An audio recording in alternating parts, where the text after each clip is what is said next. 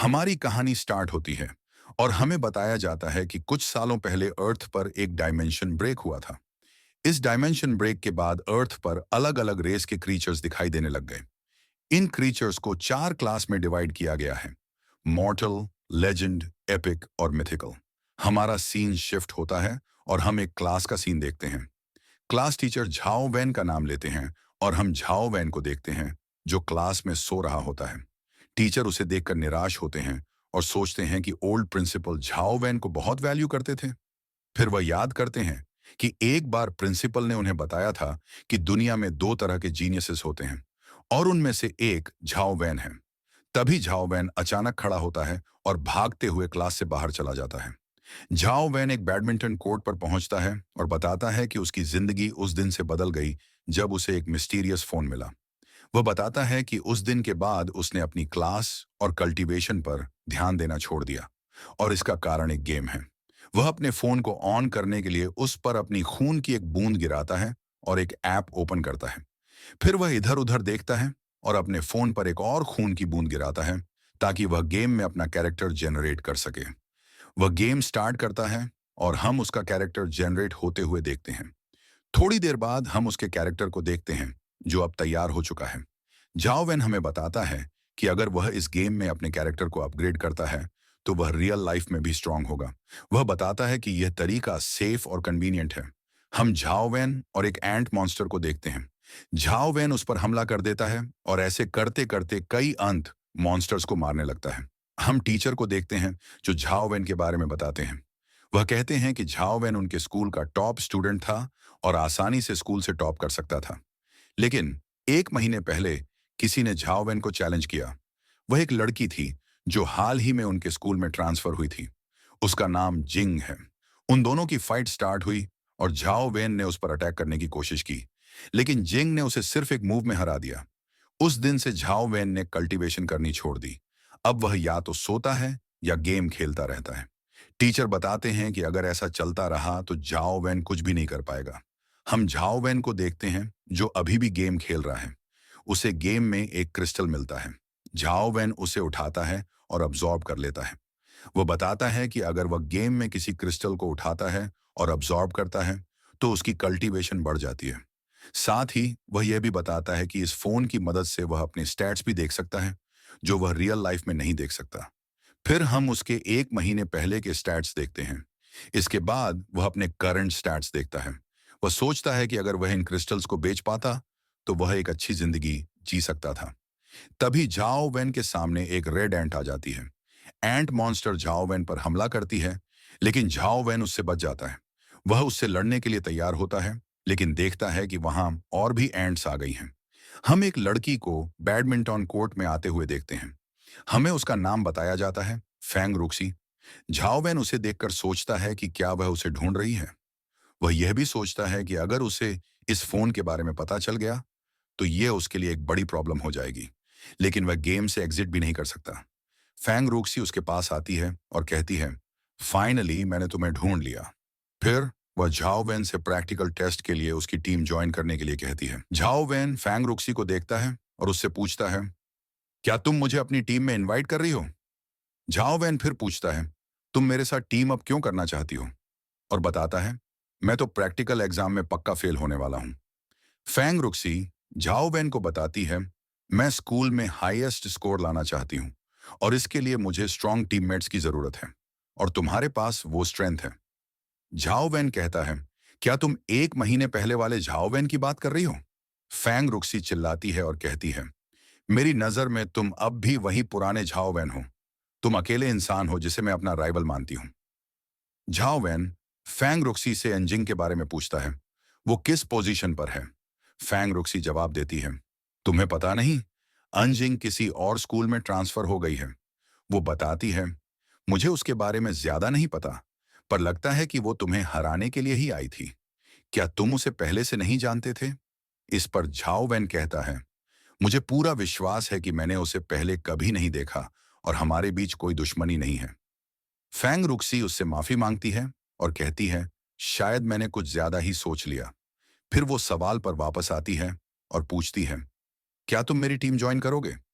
Zhao van कहता है, अगर तुम्हें इससे कोई प्रॉब्लम नहीं है, तो मुझे भी तुम्हारी टीम ज्वाइन करने में कोई दिक्कत नहीं है। फैंग रोक्सी जाते हुए कहती है, ये एक डील है, और बताती है, हमारी टीम में और 2 लोग भी हैं। अब से हम चारों साथ में ट्रेनिंग करेंगे। हम देखते हैं कि झाओ वेन गेम में उस मॉन्स्टर को मार देता है। वो उस एंट मॉन्स्टर के क्रिस्टल को उठाता है, पर तभी कुछ और एंट मॉन्स्टर उस पर हमला कर देती हैं और उसे मार देती हैं। झाओ वेन गेम कट करता है, खड़ा होता है और कहता है, मैं घर जाकर अपने स्टैट्स चेक करूंगा। तभी एक एनर्जी झाओ वैन के शरीर में एंटर करती है। उस एनर्जी के शरीर में घुसते ही उसे बहुत दर्द होता है। वो सोचता है, क्या ये सब उस क्रिस्टल की वजह से हो रहा है, और न जाने मुझे उस क्रिस्टल से कौन सी स्किल मिली होगी। वो अपने फोन पर अपने ब्लड की एक ड्रॉप गिराता है और अपने स्टैट्स देखता है। वो ये देखकर हैरान रह जाता है, क्योंकि उसे लेवल 7 की डिवाइन स्किल मिली होती है। हम झाओ वैन, फांग रॉक्सी और उनके 2 टीममेट्स को देखते हैं, जो झाओ वैन को देखकर हैरान होते हैं। उनमें से एक लड़का बोलता है कि वह जानता है कि झाओ वैन कितना स्ट्रांग है, पर उसने पिछले 1 महीने से कोई भी ट्रेनिंग नहीं की है। अब उसके लिए अपनी पुरानी पोजीशन पर वापस पहुंचना थोड़ा मुश्किल होगा। उसका दूसरा टीममेट कहता है कि उनका गोल एग्जाम में टॉप करने का है, और शायद झाओ वैन इसके लिए सही नहीं होगा। वह यह भी सुझाता है कि क्यों ना वे अपने एक दोस्त को टीम में शामिल करने के लिए बुलाएं। झाओ वैन सोचता है कि वह जानता है कि कॉलेज एग्जाम कितना इंपॉर्टेंट है, और इसी के आधार पर उन्हें कॉलेज मिलेगा। वह बताता है कि वह समझता है कि टीममेट्स की स्ट्रेंथ उनके स्कोर पर कितना असर डाल सकती है, और उनके लिए ऐसा सोचना बिल्कुल सही है। इसमें कुछ गलत नहीं है। फांग रॉक्सी अपने टीममेट्स को बताती है कि अगर वे किसी और को टीम में बुलाते हैं, तो शायद यह एक अच्छी चॉइस हो सकती है। लेकिन वह अभी भी मानती है कि झाओ वैन उनकी टीम के लिए बेस्ट चॉइस है। दूसरा टीममेट इस पर सहमत होने को तैयार हो जाता है, लेकिन वह झाओ वैन का टेस्ट लेना चाहता है। वह बताता है कि इस तरह वे ये जान सकेंगे कि झाओ वैन उनकी टीम के लिए सही है या नहीं। फांग रॉक्सी उससे पूछती है कि वह इसे टेस्ट कैसे करेगा।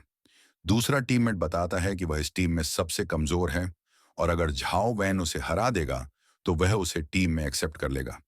इस पर पहला टीममेट कहता है कि फिजिकल बैटल रिस्की हो सकती है, और अगर कोई घायल हो गया, तो यह उनके लिए बुरा होगा। दूसरा टीममेट बताता है कि स्कूल के पास टेस्टिंग डिवाइस है, लेकिन इसमें कोई मजा नहीं है। वह चाहता है कि झाओ वैन उससे लड़ाई करे। फिर वह झाओ वैन से पूछता है कि वह इसके बारे में क्या सोचता है। झाओ वैन जवाब देता है कि शायद टेस्टिंग डिवाइस का इस्तेमाल करना ज्यादा सही रहेगा, क्योंकि वह नहीं चाहता कि एक ही पंच में वह अपने टीममेट को जान से मार दे। हम टेस्टिंग रूम का सीन देखते हैं। झाओ वैन का टीममेट उससे पूछता है कि कौन पहले अपना टेस्ट देगा। इस पर झाओ वैन कहता है कि उसे फर्क नहीं पड़ता कि कौन पहले जा रहा है। यह सुनकर उसका टीममेट पहले जाने के लिए तैयार हो जाता है। वह मशीन पर पंच करता है और उसे 7 का स्कोर मिलता है। झाओ वैन सोचता है कि गेम में उसकी जो स्ट्रेंथ बताई गई है और टेस्टर पर जो स्ट्रेंथ शो होती है, उनमें थोड़ा ही फर्क है। फिर वह अपनी स्ट्रेंथ चेक करने के लिए आगे बढ़ता है। टीचर जो क्लास के बाहर से गुजर रहे होते हैं, सोचते हैं कि इस वक्त टेस्टिंग रूम को कौन इस्तेमाल कर रहा है। वे दरवाजे से अंदर झांकते हैं और देखते हैं कि यह झाओ वैन और उसकी टीम है। झाओ वैन अपने स्ट्रेंथ टेस्ट के लिए मशीन पर पंच मारता है। यह देखकर सभी हैरान हो जाते हैं। हम देखते हैं कि उसका स्कोर 10 आता है। यह देखकर टीचर भी हैरान हो जाते हैं और सोचते हैं कि क्या वह पिछले महीने सिर्फ सो नहीं रहा था, या शायद रात भर ट्रेनिंग करता था और क्लास में आकर सो जाता था। फांग रॉक्सी यह देखकर कहती है कि उसने फोर्स को एक्सर्ट करने का सबसे कठिन मूव किया, फिर भी उसका स्कोर 10 आया। उसका टीममेट यह देखकर गुस्सा हो जाता है और बताता है कि जाओ वैन पास हो गया है, लेकिन उसे यह ना सोचना चाहिए कि वह उससे फिर से जीत जाएगा। फिर वह उसे साइड में धक्का देता है और इस बार अपने थंडर फिस्ट का इस्तेमाल करके मशीन पर एक पंच मारता है। इस बार उसका स्कोर 11 आता है। वह जाओ वैन से पूछता है कि उसे यह कैसा लगा। इस पर जाओ वैन उसे वेरी गुड कहता है। इसके बाद जाओ वैन कुछ सोचने लगता है। उसका टीममेट उससे पूछता है कि वह क्या सोच रहा है। वह कहता है कि उसे शर्मिंदा होने की जरूरत नहीं है, क्योंकि वह हार गया है। झाओ वैन पूछता है कि अगर वह इस मशीन को तोड़ देता है, तो क्या स्कूल उसे इसके पैसे भरने के लिए कहेगा। इस पर उसका टीममेट कहता है कि अगर वह इस मशीन को तोड़ता है, तो वह इसके पैसे भर देगा। झाओ वैन पंच मारने के लिए तैयार होता है और अपनी स्किल को एक्टिवेट कर देता है। उसका टीममेट सोचता है कि झाओ वैन खुद को बहुत ताकतवर समझता है। मशीन की लिमिट 20 है और यहाँ बहुत कम बच्चे हैं जो मैक्स पर पहुंच पाए हैं, तो इसे तोड़ना तो दूर की बात है। झाओ वैन मशीन पर पंच करता है। उसके पंच से मशीन ही टूट जाती है। ये देखकर सभी हैरान हो जाते हैं। टीचर सोचते हैं कि इस मशीन की लिमिट 20 थी। अगर कोई इसे तोड़ना चाहता तो उसे कम से कम रैंक 8 या 9 की एसेंस एनर्जी स्किल चाहिए होगी। फिर उन्हें प्रिंसिपल की बात याद आती है, जब उन्होंने बताया था कि झाओ वैन एक जीनियस है। झाओ वैन अपने टीममेट से कहता है कि उसने कहा था कि अगर वह इसे तोड़ता है तो पैसे वहीं भरेगा। इस पर उसका टीममेट कहता है कि उसे इसकी चिंता करने की जरूरत नहीं है, वह इस मशीन के पूरे पैसे भर देगा। वैसे भी वे बहुत लंबे समय से क्लासमेट्स हैं और अब तो एक ही टीम में हैं। फैंग रुक्सी सोचती है कि उसने झाओ वेन के बारे में जो सोचा था वह उससे ज्यादा इंटरेस्टिंग है। हम झाओ वैन को एक स्ट्रीट पर जाते हुए देखते हैं। वह सोचता है कि लीजेंडरी लेवल के लोग मॉर्टल लेवल के लोगों पर हमला नहीं करते, लेकिन आहजिंग ने उसे चैलेंज किया, जो सिर्फ एक मॉर्टल लेवल का स्टूडेंट है। वह सोचता है कि वह आज तक कभी गाइडी सिटी से बाहर नहीं गया, तो उसने कब उसे ऑफेंड कर दिया। तभी उसे किसी का फोन आता है। वो कॉल उठाता है। उसके पापा उससे पूछते हैं, क्या तुम मेरी शादी में आना चाहोगे? झाओ वैन उनसे पूछता है, आप शादी करने वाले हैं? और किसके साथ? वह उनसे लड़की की फोटो भेजने को कहता है। झाओ वैन के पापा उसे उसकी नई मां की फोटो भेजते हैं और बताते हैं कि उनका नाम ऊ यांगलान है। झाओ वैन अपने पापा से पूछता है, आप कब और कहां शादी कर रहे हैं? उसके पापा बताते हैं, हम 1 हफ्ते बाद शादी करेंगे। झाओ वैन कहता है, अगले हफ्ते मेरा एग्जाम है तो मैं नहीं आ सकता।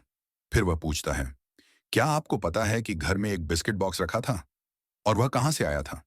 उसके पापा बताते हैं, जब तुम छोटे बच्चे थे तब तुम वह बिस्किट खाते थे, लेकिन अब वह कंपनी बंद हो गई है, इसलिए उसे खरीद नहीं सकते। पर तुम उससे क्यों पूछ रहे हो? झाओ वैन बताता है, उस बॉक्स में एक फोन मिला था। क्या वह फोन आपने रखा था? उसके पापा पूछते हैं, क्या वह फोन सफेद रंग का है और उसमें कोई बटन नहीं है? झाओ वैन कहता है, हाँ वही फोन। उसके पापा बताते हैं, वह तुम्हारे दादा का फोन है। अगर तुमने नहीं बताया होता तो मैं इसे भूल ही जाता। झाओ वैन हैरान हो जाता है। वह सोचता है, क्या यह मेरे ग्रैंडफादर का फोन है? और पूछता है, आपको यह फोन कहां से मिला? उसके पापा बताते हैं, तुम्हारे ग्रैंडफादर एक कारपेंटर थे। उन्होंने गाइडी सिटी में 1 साल तक काम किया। एक रात उन्हें एक कुएं से रोशनी आती दिखी। उस समय आधी रात थी और कुछ ही वर्कर काम कर रहे थे। उन्होंने उस खजाने को कुएं से बाहर निकाला। वह एक पुराना और टूटा हुआ बॉक्स था। जब उन्होंने उसे खोला तो उसमें एक फोन था। उन्होंने उसे चालू करने की बहुत कोशिश की, लेकिन वह चालू नहीं हुआ। आखिर में उन्होंने उस फोन को अपनी टूलकिट में रख दिया। मैंने भी उसे खोलने की कोशिश की थी, लेकिन वह कभी नहीं खुला। फिर वो बताते हैं कि एक बार वो उस मोबाइल को बेचने भी चले गए थे, पर किसी ने भी उस मोबाइल को नहीं खरीदा। झाओ वैन सोचता है कि शुक्र है कि उन्होंने उस मोबाइल को नहीं बेचा। अगर वो इस मोबाइल के बारे में जानते तो कभी भी ऐसा करने के बारे में नहीं सोचते। झाओ वैन के पापा उसे बताते हैं कि उन्हें कुछ काम है और यह उस पर है कि वो उनकी शादी में आएगा या नहीं। झाओ वैन फोन को देखता है और सोचता है कि यह फोन गीडी सिटी से आया है और उसका टेस्ट वहीं होने वाला है।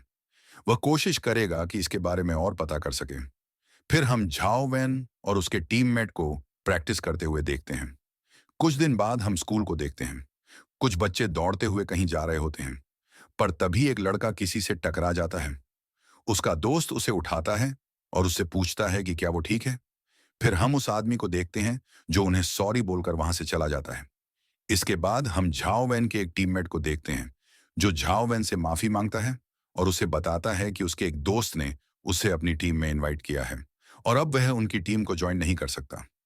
झाओ वैन सोचता है कि अब जब उनका एक टीममेट उनकी टीम को छोड़कर चला गया है तो उनके लिए नया टीममेट ढूंढना थोड़ा मुश्किल होगा।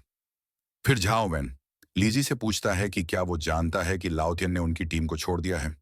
तभी लीजी झाओ वैन से माफी मांगता है कि वो भी उनकी टीम को छोड़ रहा है और उससे इसका कारण पूछने से मना करता है। फिर वो फैंग रुक्सी से मिलता है। फैंग रुक्सी उससे माफी मांगती है और कुछ बोलने वाली होती है, पर तभी झाओ वैन उसे रोक देता है और बताता है कि उसे सब पता है और ये सब ठीक है। फिर वह फैंग रुक्सी के सिर पर हाथ रखता है और उसे कहता है कि जल्दी ही किसी टीम को ज्वाइन करे और अच्छा स्कोर लाए। झाओ वैन वहां से चला जाता है।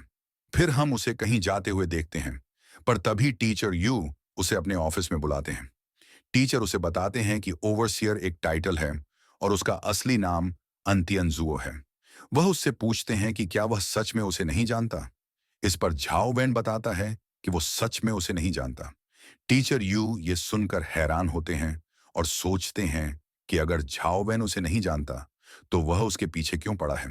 फिर झाओ वैन टीचर से पूछता है कि अंतियनजुओ कौन है। टीचर उसे बताते हैं कि वह एक बड़ी फैमिली से आता है और जब वह 20 साल का था तब वह एक हाई पोजीशन पर पहुंच गया था। वह यह भी बताते हैं कि वह ईस्ट एरिया का एक हाई ऑफिशियल है। फिर टीचर उसे जल्दी किसी टीम को ज्वाइन करने के लिए कहते हैं और बताते हैं कि परसों टीम को रजिस्टर करने की लास्ट डेट है। अगर वह किसी टीम को ज्वाइन नहीं करता तो वह एग्जाम नहीं दे पाएगा। फिर टीचर उसे एक स्टूडेंट के बारे में बताते हैं और उसे संपर्क करने के लिए कहते हैं।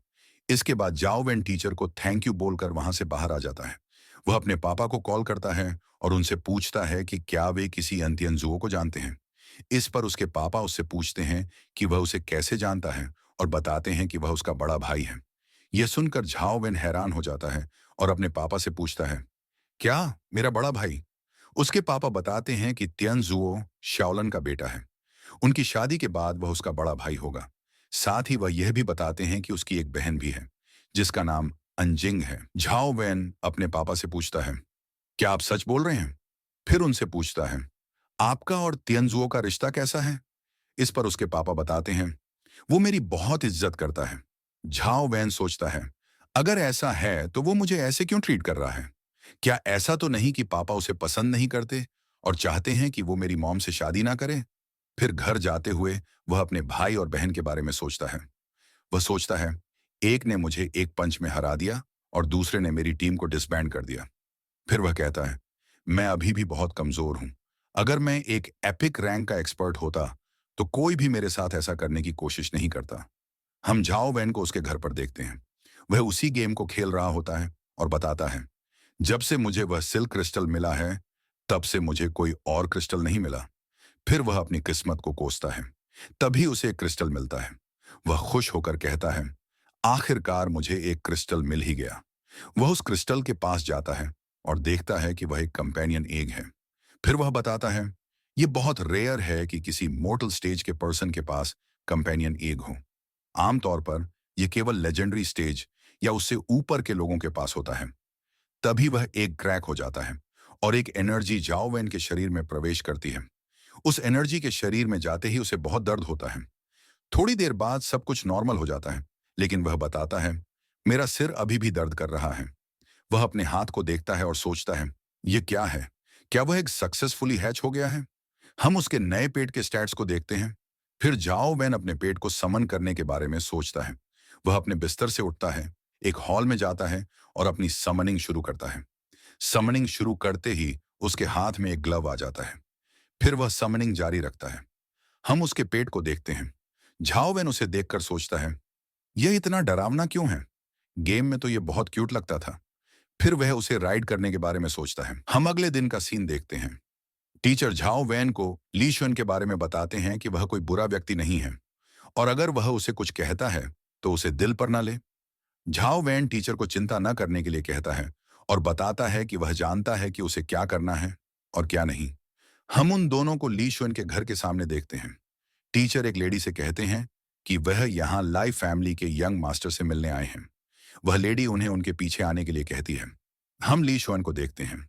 वह टीचर को देखता है और उन्हें उसके साथ बैठकर पीने के लिए कहता है, लेकिन टीचर मना कर देते हैं और बताते हैं कि उन्हें अभी वापस जाकर क्लास भी लेनी है।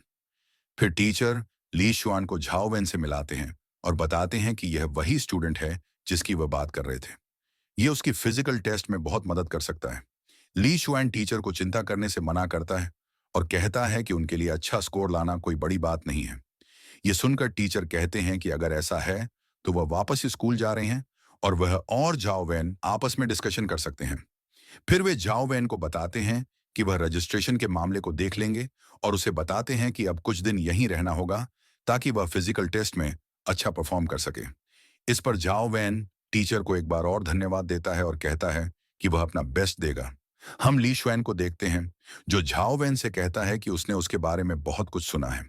इस पर झाओ वैन बताता है कि ये सब अफवाहें हैं और उन पर ध्यान देने की कोई जरूरत नहीं है। ली शुआन कहता है कि उसने कभी नहीं सोचा था कि इतनी छोटी जगह पर उसके जैसा जीनियस भी होगा।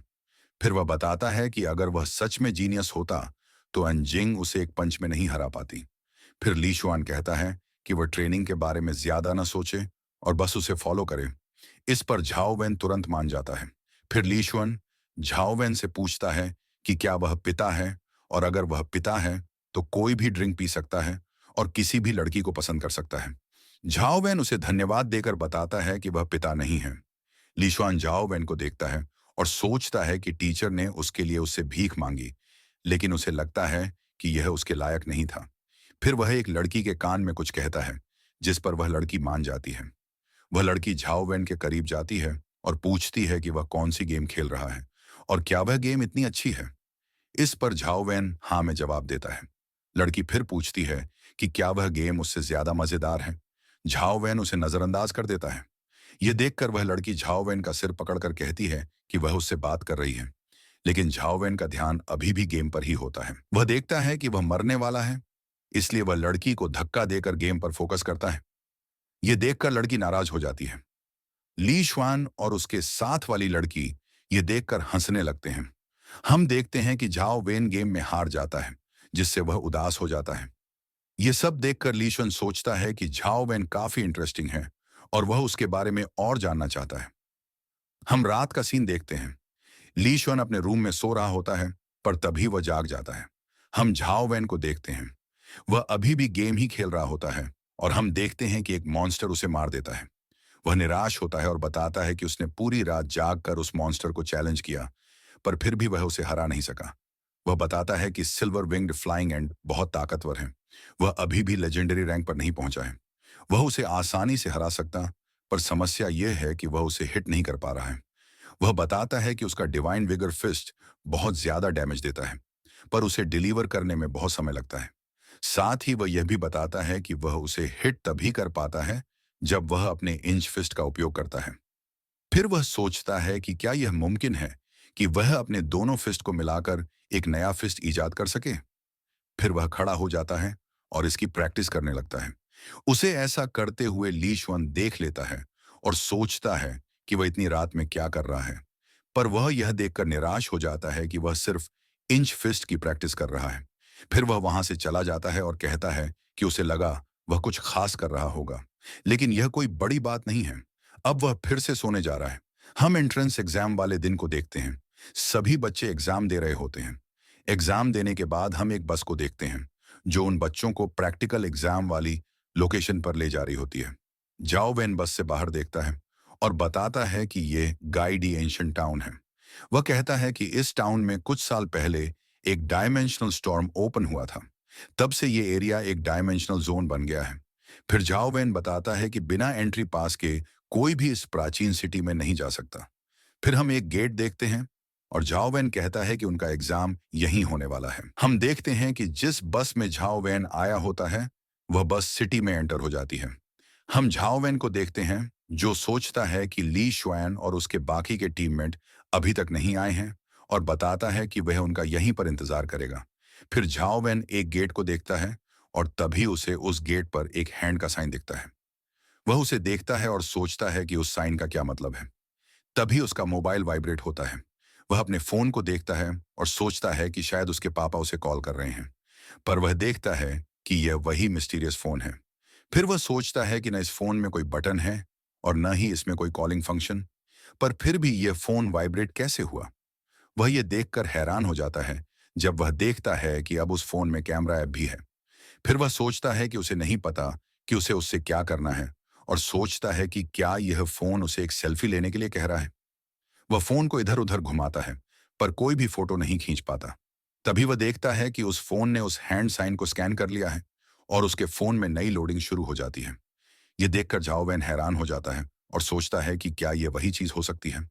हम देखते हैं कि उसके मोबाइल पर अब एक नई गेम लोड हो गई है। वह सोचता है कि वह अभी फ्री है और क्यों ना इस गेम को एक बार ट्राई करके देख ले। वह मोबाइल पर अपना ब्लड गिराता है और उसका कैरेक्टर बनना शुरू हो जाता है। हम उसे देखते हैं जो गेम में एंटर हो जाता है। यह देखकर वह हैरान हो जाता है और बताता है कि यह एंशिएंट सिटी का इनर पार्ट है। फिर हम एक स्केलेटन मॉन्स्टर को देखते हैं जो झाओ वैन पर हमला कर देता है। झाओ वैन उसके हमले से बचता है और बोलता है, ये मेरा पहली बार है जब मैं उस टाइप के मॉन्स्टर से मिला हूं। वह बताता है कि उस मॉन्स्टर की स्पीड और स्ट्रेंथ उतनी भी ज्यादा नहीं है और कहता है, मैं उसे आसानी से मार सकता हूं। ये उन एंट को मारने से ज्यादा आसान है। फिर वह उस मॉन्स्टर को मार देता है और मॉन्स्टर से एक क्रिस्टल पाता है। वह क्रिस्टल को उठाकर देखता है और समझता है कि यह एक स्किल क्रिस्टल है। वह क्रिस्टल को अब्जॉर्ब कर लेता है, पर जब वह उसे अब्जॉर्ब करता है तो उसे पता चलता है कि इस बार उसे बिल्कुल भी दर्द नहीं हुआ, जबकि पिछली बार उसे बहुत ज्यादा दर्द हुआ था। इसके बाद वह अपनी स्किल को देखता है, जो स्केलेटन पाम होती है। उसे याद आता है कि स्केलेटन मॉन्स्टर के पास केवल एक ही स्किल होती है और वह है स्केलेटन पाम।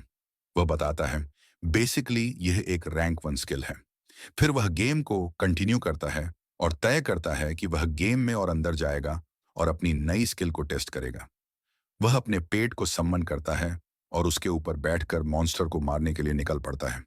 हम झाओ वैन को देखते हैं, जिसने अब तक काफी मॉन्स्टर मार दिए हैं, लेकिन वह फिर भी दुखी होता है क्योंकि इतने ज्यादा मॉन्स्टर मारने के बावजूद उसे कोई और क्रिस्टल नहीं मिला। तभी वह कुछ स्केलेटन को देखता है और एक पावरफुल मॉन्स्टर सामने आता है। वह मॉन्स्टर अपनी स्किल का इस्तेमाल करता है और अचानक झाओ वैन के पास पहुंच जाता है।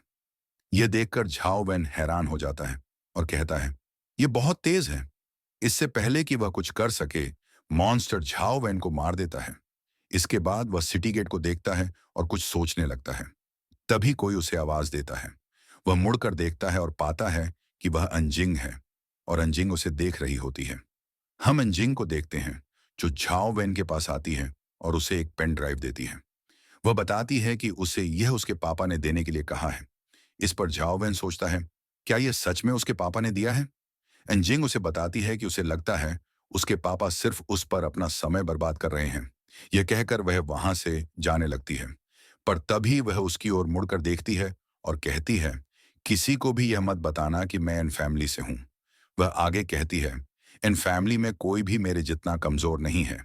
झाओ वैन उसे देखता है और सोचता है, मैं कब इन फैमिली का मेंबर बन गया? फिर वह कहता है, तुम कुछ ज्यादा ही सोचती हो। तभी झाओ वैन को किसी की आवाज सुनाई देती है। वह मुड़कर देखता है और पाता है कि वह ली शुआन और उसके टीममेट्स हैं। फिर ली शुआन उन सभी को एक दूसरे से मिलवाता है और झाओ वैन से कहता है, तुम्हें ज्यादा कुछ नहीं करना है, बस मुझे फॉलो करो और हम ये एग्जाम पास कर लेंगे। इस पर उनका एक टीममेट कहता है, हमें इसके बारे में ज्यादा नहीं सोचना चाहिए, क्योंकि मुझे लगता है कि ग्वीडी सिटी में ज्यादा टैलेंटेड लोग नहीं हैं। उन्हें हराने के लिए तो मैं अकेला ही काफी हूं। इस पर दूसरा टीममेट कहता है, हम अपना बेस्ट देंगे और कोई भी समस्या नहीं आने देंगे। झाओ वैन ये सुनकर सोचता है, मुझे पहले ही पता था कि ली शुआन हमें खुद से इंट्रोड्यूस नहीं कराएगा, क्योंकि वह हमें एक टूल की तरह देखता है। तभी एक एग्जामिनर सभी को बताता है कि एग्जाम शुरू होने वाला है। वह सभी से कहता है कि अपनी टीम के साथ एग्जामिनर के सामने आ जाएं। हम फैंग रुक्सी को देखते हैं, जो अपनी टीम के साथ एग्जाम देने जा रही होती है। वह झाओ वैन को देख लेती है और झाओ वैन भी उसे देखता है। झाओ वैन उसे एग्जाम के लिए गुड लक बोलता है। फिर हम एक पोर्टल देखते हैं और एक टीचर सभी को समझाता है कि उन्हें अंदर जाकर स्केलेटन मॉन्स्टर्स को मारना है और उनके क्रिस्टल इकट्ठा करने हैं। इन्हीं क्रिस्टल के आधार पर उन्हें मार्क्स दिए जाएंगे। इसके बाद एग्जाम शुरू कर दिया जाता है। झाओ वैन और उसकी बाकी टीम पोर्टल से अंदर चली जाती है। हम झाओ वैन के टीममेट्स को देखते हैं, जो सभी मॉन्स्टर्स को बड़ी ही आसानी से मार रहे होते हैं। ये सब देखकर वह सोचता है कि उसे सच में कुछ करने की जरूरत नहीं है और उसके टीममेट्स ही सब कुछ संभाल लेंगे। फिर वह अपने मोबाइल को बाहर निकालता है और गेम खेलना शुरू कर देता है। ली शुआन उसे देखता है और सोचता है कि क्या वह सच में अभी भी गेम खेल रहा है। वह यह भी सोचता है कि क्या उसके पास कोई एक्स्ट्रा ऑर्डिनरी स्किल है या नहीं। हम जाओ वैन को देखते हैं, जो कुछ देखकर हैरान हो जाता है। वह बताता है कि सिर्फ यह सिटी ही नहीं, बल्कि इस सिटी की बिल्डिंग्स का डिजाइन भी गेम से मैच कर रहा है। फिर वह सोचता है कि क्या यह गेम उसे डंजन का रियलिस्टिक ब्लूप्रिंट दे रहा है। तभी उसे याद आता है कि इस डंजन में एक बहुत ही खतरनाक मॉन्स्टर है, जो शायद उनका जनरल है। फिर वह गेम के मैप को देखता है और पाता है कि वे अभी भी उस जगह से बहुत दूर हैं। वह सोचता है कि अगर वे एग्जाम एरिया को नहीं छोड़ते हैं, तो वे उस मॉन्स्टर से नहीं मिलेंगे। हम उन्हें आपस में कुछ बातें करते हुए देखते हैं। उनका एक टीममेट उन्हें बताता है कि वे डंजन की ओर अंदर जा रहे हैं। वह कहता है कि उस एरिया के सारे मॉन्स्टर्स मर गए हैं और उनके स्पॉन रेट भी बहुत स्लो हैं। अगर उन्हें हाई स्कोर करना है तो उन्हें और मॉन्स्टर्स मारने होंगे। इस पर झाओ वैन उन्हें ऐसा करने से मना करता है और बताता है कि अगर वे एग्जाम एरिया को छोड़ते हैं तो शायद वे खतरे में पड़ सकते हैं।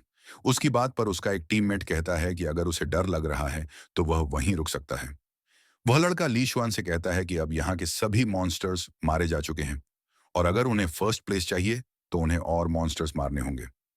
ली शुआन उस लड़के की बात मान लेता है और झाओ वैन से कहता है कि अगर कोई समस्या आती है तो वे दोनों सब संभाल लेंगे।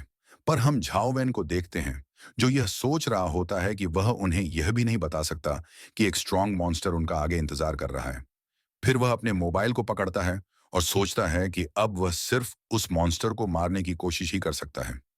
इसके बाद वह उनके पीछे चला जाता है ताकि अगर कुछ गलत हो तो वह ली शुआन को लेकर वहां से निकल सके। हमारा सीन शिफ्ट होता है और हम झाओ वैन के टीममेट्स को मॉन्स्टर को लगातार मारते हुए देखते हैं।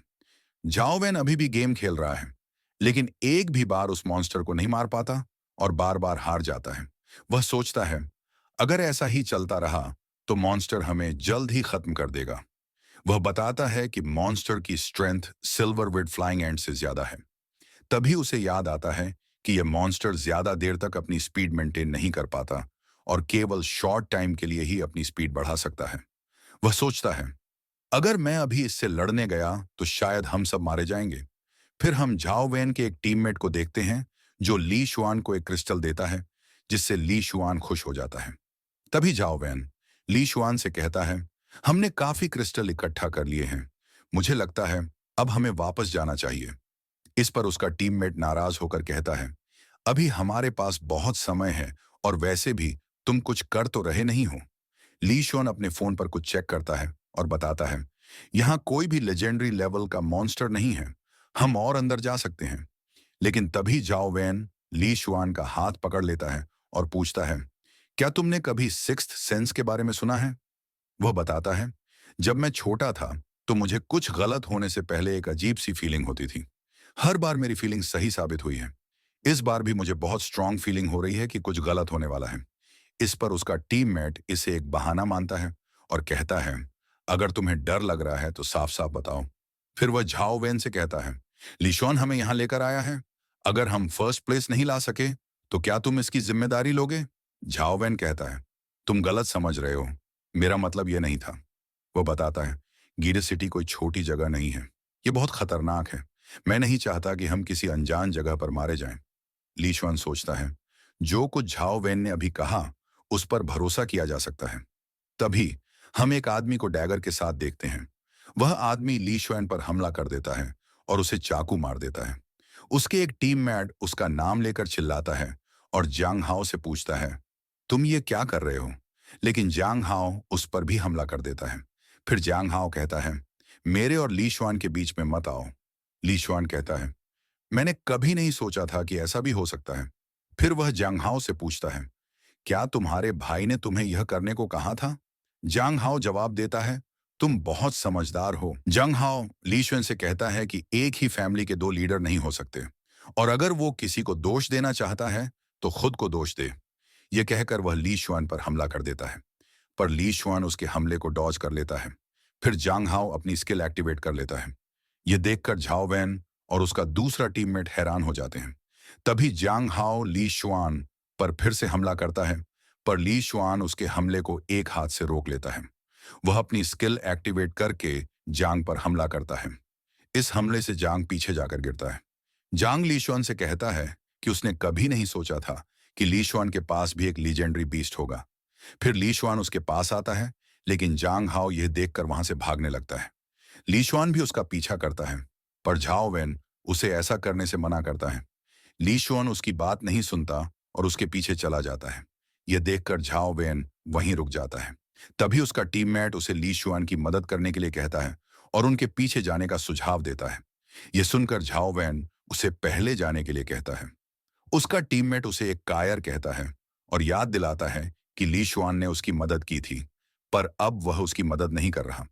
यह सुनकर झाओ वैन सोचता है कि अगर वह भी उनके पीछे गया तो भी वह उस मॉन्स्टर को नहीं हरा पाएगा। फिर वह अपना मोबाइल ऑन करता है और उस मॉन्स्टर से लड़ने की कोशिश करता है, पर उसे हरा नहीं पाता। तभी उसे एक आवाज सुनाई देती है। वह सोचता है, क्या वे लोग उस मॉन्स्टर से लड़ रहे हैं? फिर वह सोचता है कि उसके पास ज्यादा समय नहीं है और वह भी उनके पीछे चला जाता है। जब वह वहां पहुंचता है, तो देखता है कि ली शुआन उस मॉन्स्टर से लड़ रहा है। वह मॉन्स्टर को देखकर सोचता है, यह मॉन्स्टर कितना अलग है गेम के मॉन्स्टर से। तभी वह देखता है कि मॉन्स्टर जांग हाओ पर हमला नहीं कर रहा और सोचता है, क्या यह सब उसके आर्मर की वजह से है? ली शुआन और मॉन्स्टर की लड़ाई चलती रहती है। मॉन्स्टर ली शुआन पर हमला करता है, पर वह उस हमले को रोक लेता है। तभी जांग हाओ भी ली शुआन पर हमला कर देता है, जिससे वह थोड़ा पीछे हट जाता है। यह देखकर झाओ वेन ली शुआन की मदद करने का फैसला करता है और उससे पूछता है कि जांग हाओ को मारने के लिए कितना समय चाहिए। ली शुआन उसे बताता है कि उसे सिर्फ 2 मिनट चाहिए। यह सुनकर झाओ वैन मॉन्स्टर से लड़ने चला जाता है। फिर हम झाओ वैन और मॉन्स्टर की लड़ाई को देखते हैं। झाओ वैन मॉन्स्टर के हर अटैक को डॉज कर रहा होता है और उस पर हमला करता है, लेकिन हमलों का कोई असर नहीं होता। उसका टीममेट उसे बताता है कि बिना पेट के वह उसे नहीं हरा सकता। हम जांग हाओ को देखते हैं, जो यह देखकर हैरान होता है। तभी लीशोन उससे कहता है कि उसका असली ओपोनेंट वह है और उसे एक पंच मार देता है। जांग हाओ थोड़ा पीछे हटता है और अपनी स्किल एक्टिवेट करके अपने पेट को बुलाता है। फिर वह जाओ वैन पर हमला कर देता है। ली शुआन जाओ वैन को उस अटैक से बचने के लिए कहता है। जाओ वैन अटैक को डॉज कर लेता है और देखता है कि उसे एक ओपनिंग मिल गई है। वह जांग हाओ पर हमला कर देता है और उसे जान से मार देता है। मॉन्स्टर यह देखकर नाराज हो जाता है और उन पर हमला कर देता है, पर ली शुआन उसके हमले को काउंटर कर देता है और उससे लड़ने लगता है। वह झाओ वैन से कहता है कि जब उसे ओपनिंग मिले तो वह मॉन्स्टर पर हमला कर दे। झाओ वैन उसकी बात मानता है और जैसे ही उसे मौका मिलता है, मॉन्स्टर पर हमला करता है। मॉन्स्टर पर कोई असर नहीं होता और वह फिर से हमला करता है। झाओ वैन हमले को डॉज करता है। फिर वह मॉन्स्टर पर अपनी पूरी ताकत से अटैक करता है और उसे मार देता है। इसके बाद वह एक क्रिस्टल के पास जाता है और देखता है कि वह एक एग है। लिशोन उसे बताता है कि वह एक सिम्बायोटिक एग है और उसे रखने के लिए कहता है, क्योंकि अगर झाओ वैन नहीं होता तो वह और उसका टीममेट मियंटू कब के मारे जा चुके होते। फिर वह झाओ वैन से पूछता है कि उसे उसका पेट कहाँ से मिला, क्योंकि एक पेट रखने के लिए लेवल ज्यादा होना चाहिए। इस पर झाओ वैन बताता है कि उसका पेट एक ऑर्डिनरी लेवल का है। यह सुनकर ली शुआन हैरान हो जाता है और बताता है कि ऑर्डिनरी लेवल का एग लेजेंडरी लेवल के एग से ज्यादा रेयर होता है। फिर वे लोग डंजन से बाहर आते हैं। ली शुआन झाओ वैन को बाय करता है और वहां से चला जाता है।